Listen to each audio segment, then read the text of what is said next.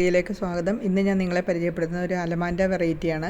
ഇതിൻ്റെ പേര് biscuit colour allamanda എന്നാണ്. അതിങ്ങനെ പേര് വരാൻ കാര്യം അതിൻ്റെ ബിസ്ക്കറ്റിൻ്റെ കളറുമായിട്ടൊക്കെ ഇതിൻ്റെ ഇതളുകൾക്ക് സാദൃശ്യമുള്ളതുകൊണ്ടാണ് അങ്ങനെ പേര് വന്നത്. അലമാൻഡ വെറൈറ്റീസിൽ അത്യാവശ്യം ഉയരത്തിൽ പോകുന്ന ഒരു വെറൈറ്റിയാണിത്.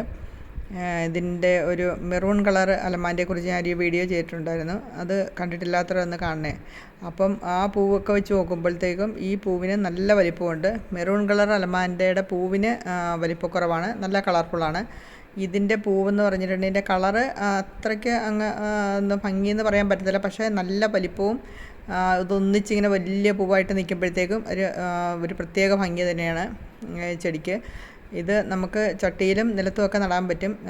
ചട്ടിയിൽ നടുന്നതിനേക്കാളും നല്ലത് നിലത്ത് നടുന്നതായിരിക്കും. കാര്യം ഇത് എല്ലാം കൂടി ഒരുപാട് ഇങ്ങനെ ഒരു കൂട്ടമായിട്ട് ഇങ്ങനെ ഒരു തണ്ട് നട്ടാലും ഒരുപാട് തണ്ടുകൾ ഒന്നിച്ച് വന്നിട്ടൊരു കൂട്ടമായിട്ട് നിന്നിട്ട് ഒന്നിച്ച് പൂക്കൾ ഇങ്ങനെ വരുമ്പോഴത്തേക്കും ഒരു പ്രത്യേക ഭംഗി തന്നെയാണ് ഈ പൂക്കളെല്ലാം കൂടെ കാണാനായിട്ട്. ഒരു സമയം ഒത്തിരി പൂക്കളാണ് ഉണ്ടാകുന്നത്. നമുക്ക് വേനലിലും മഴ സമയത്തും എല്ലാം നല്ല രീതിയിൽ ഇതിന് പൂക്കളുണ്ടാകും. മഴക്കാലത്ത് പൊതുവേ ഈ ഫ്ലവറിങ് പ്ലാന്റ്സിനെല്ലാം പൂക്കൾ കുറവായിരിക്കും. പക്ഷേ ഈ അലമാൻഡ ചെടികൾക്കൊക്കെ മഴക്കാലത്ത് നല്ല രീതിയിൽ പൂക്കളുണ്ടാകും. ഇതിന് നല്ല രീതിയിൽ വെള്ളം വേണ്ട ഒരു ചെടി തന്നെയാണ്. വെള്ളം ഇല്ലെങ്കിൽ ഇതിൻ്റെ ഇലകളൊക്കെ കൊഴിഞ്ഞു പോയിട്ട് ചെടി ഒരു ഭംഗിയില്ലാതായി മാറും. അതുകൊണ്ട് അത്യാവശ്യം വെള്ളം ഒന്നിടവിട്ടെങ്കിലും ദിവസങ്ങളിൽ ഇതിന് നിലത്ത് നടുന്നതിൻ്റെ കേസാണ് ഞാൻ പറഞ്ഞത്. ഒന്നിടവിട്ടെങ്കിലും നമ്മൾ വെള്ളം നല്ല രീതിയിൽ ഒഴിക്കുന്നത് നല്ലതാണ്. പിന്നെ ഇതിൻ്റെ 2 നോടൊക്കെ ഉള്ള ചെടി നോക്കിയിട്ട് നമുക്ക് നട്ട് കഴിഞ്ഞിട്ടുണ്ടെങ്കിൽ പുതിയ ചെടികൾ ഉണ്ടാക്കിയെടുക്കാൻ പറ്റും.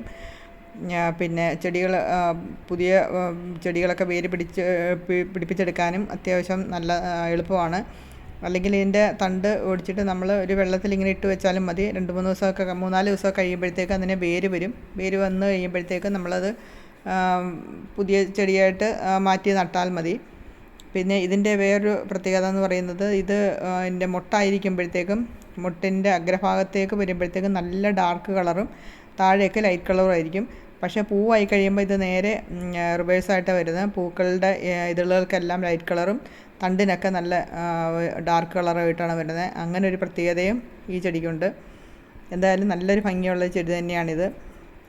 പിന്നെ നമ്മൾ പൂക്കളെല്ലാം കഴിഞ്ഞ് കഴിയുമ്പോഴത്തേക്ക് ഏകദേശം ഒരു സെപ്റ്റംബർ മാസമൊക്കെ ആകുമ്പോഴത്തേക്കും നമ്മളിന്ന് പ്രൂൺ ചെയ്ത് വിടുകയാണെങ്കിൽ പിന്നെ ഡിസംബറൊക്കെ കഴിഞ്ഞ് കഴിയുമ്പോഴത്തേക്കും നല്ല രീതിയിൽ നിറച്ച് പൂക്കളിങ്ങനെ തന്ന് നല്ല ഭംഗിയായിട്ട് ചെടി നിൽക്കും.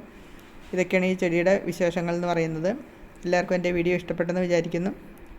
വീഡിയോ ഇഷ്ടപ്പെടുകയാണെങ്കിൽ ഷെയർ ചെയ്യുക, ലൈക്ക് ചെയ്യുക. വീണ്ടും പുതിയൊരു വീഡിയോ ആയിട്ട് കാണാം. അതുവരെ എല്ലാവർക്കും ബൈ.